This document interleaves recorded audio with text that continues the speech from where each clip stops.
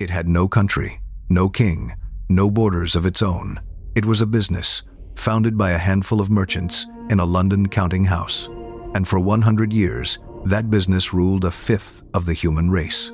It commanded an army of 260,000 men, twice the size of Britain's own. It minted its own money. It waged its own wars. It collected the taxes of 200 million people, and it answered to no one but its shareholders. This was the East India Company, the most powerful corporation that has ever existed. A private firm that swallowed an empire. And here is the strange part. It did not fall in a battle. It was never conquered. The most powerful company in history collapsed the way companies still collapse today. It ran out of money. It drowned in its own debt. And when it begged to be saved, it had grown so large, so tangled into the state itself, that the government decided it was too big to fail. So they bailed it out. And that rescue, the rescue of a single corporation, helped light the fuse of a revolution on the other side of the world. This is the story of how a trading company became a country, and how the greed that built it became the thing that buried it. The beginning was almost humble. On the last day of the year 1600, a group of London merchants knelt before Queen Elizabeth I and asked her for a piece of paper, a royal charter, permission to sail east and to trade. They called themselves the Governor and Company of Merchants of London, trading into the East Indies, a long name for a small gamble.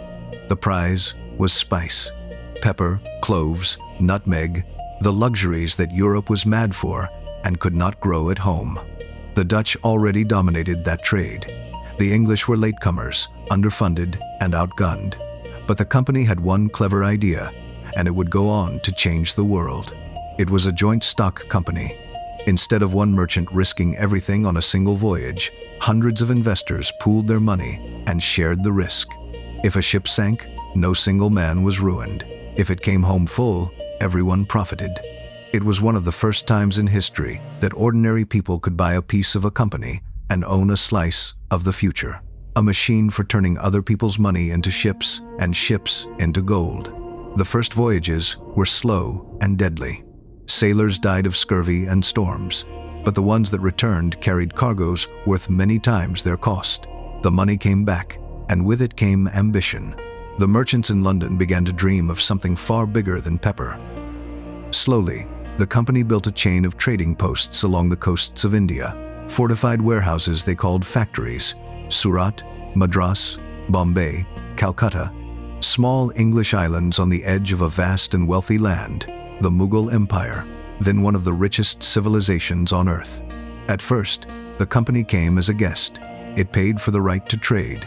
It flattered emperors and princes. But trade in India was dangerous, and the company began to protect its warehouses with soldiers. A few guards at first, then companies of them, then whole regiments.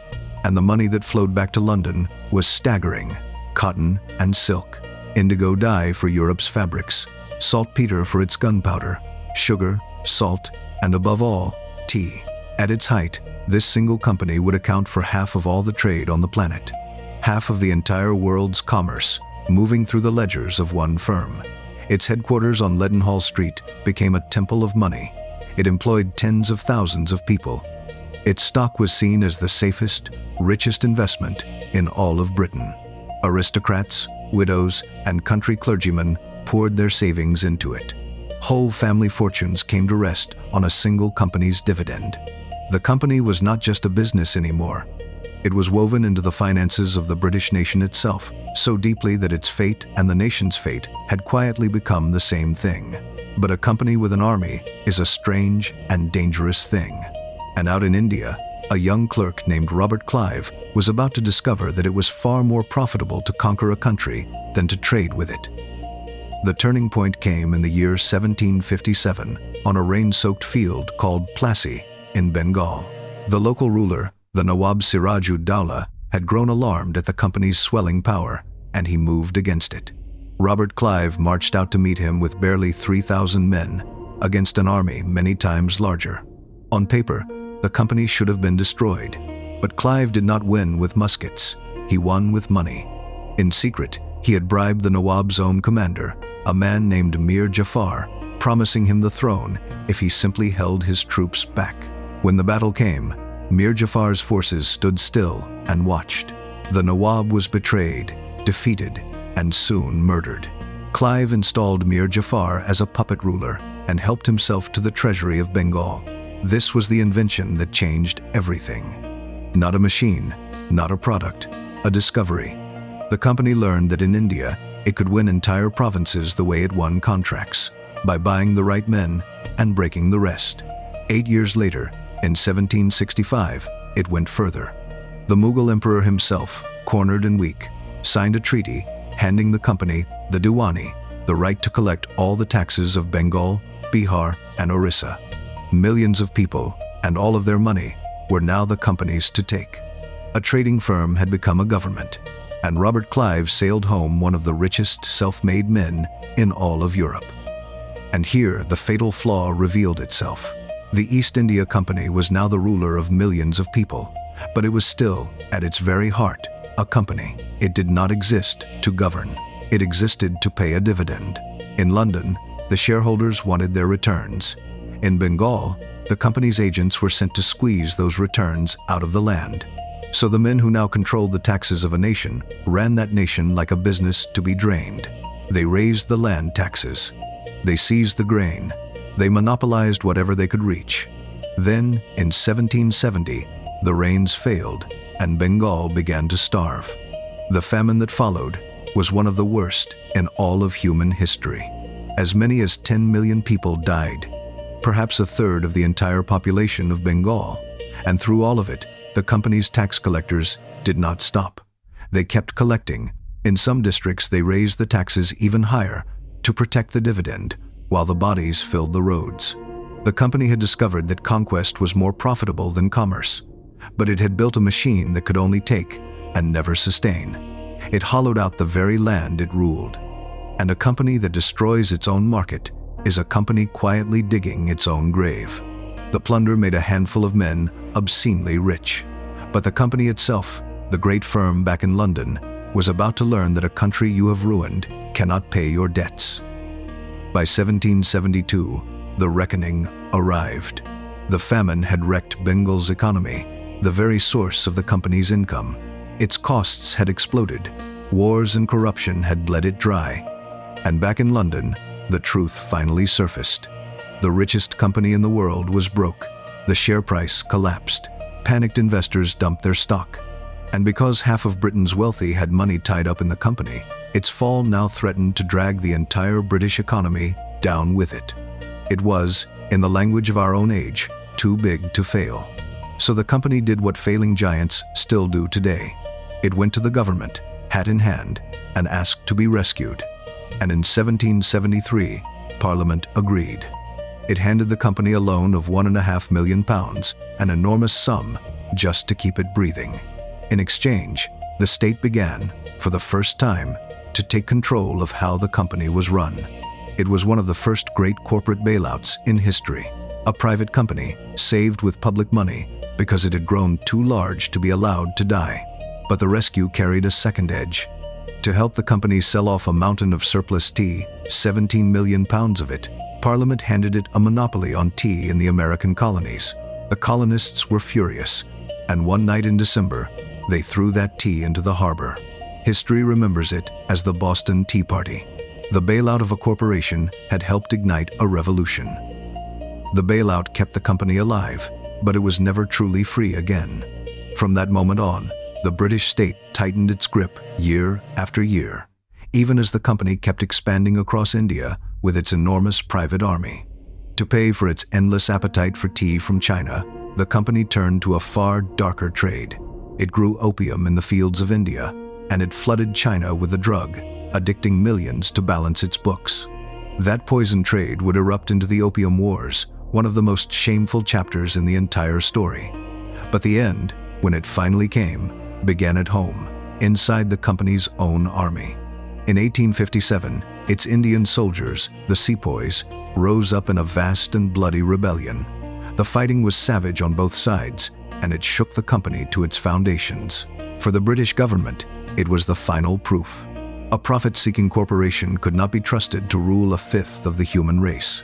In 1858, Parliament stripped the East India Company of everything. Its territories, its armies, its power, all seized by the British Crown. The age of the company was over. The age of direct imperial rule, the British Raj, had begun.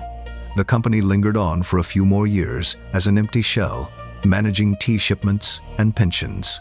And then, on the 1st of June, 1874, quietly, with almost no one watching, it was dissolved by an act of Parliament. The most powerful corporation in history ended its life as a footnote, dissolved with a single line of law that almost no newspaper bothered to print. Think about what actually happened here. A single company, run for profit, conquered an entire subcontinent. It ruled 200 million people.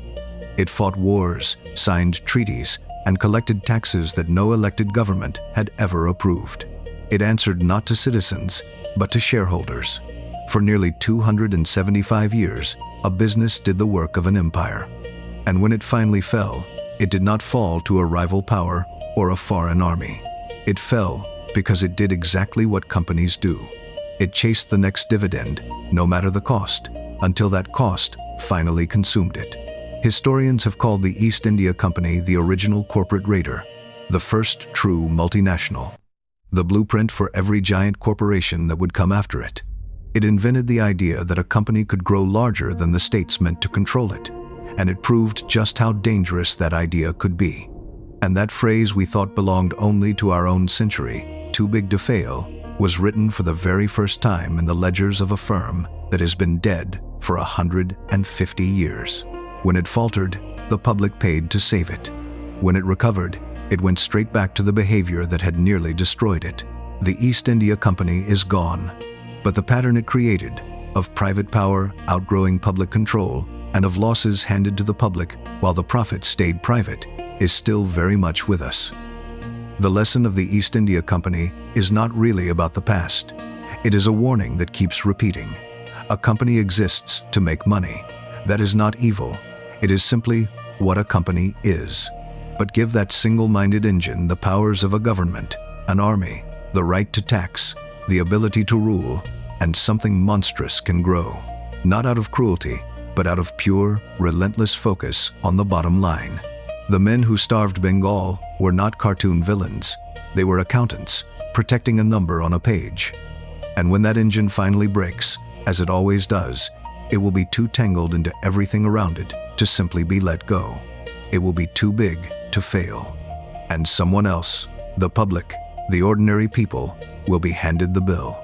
The East India Company reminds us that the line between a business and a government is far thinner than we like to believe, and that any power, no matter how it dresses itself, whether in a crown or in a corporate charter, will one day answer for what it chose to do with it. An empire built for profit, brought down by the very greed that made it, toppled, in the end, by nothing but itself.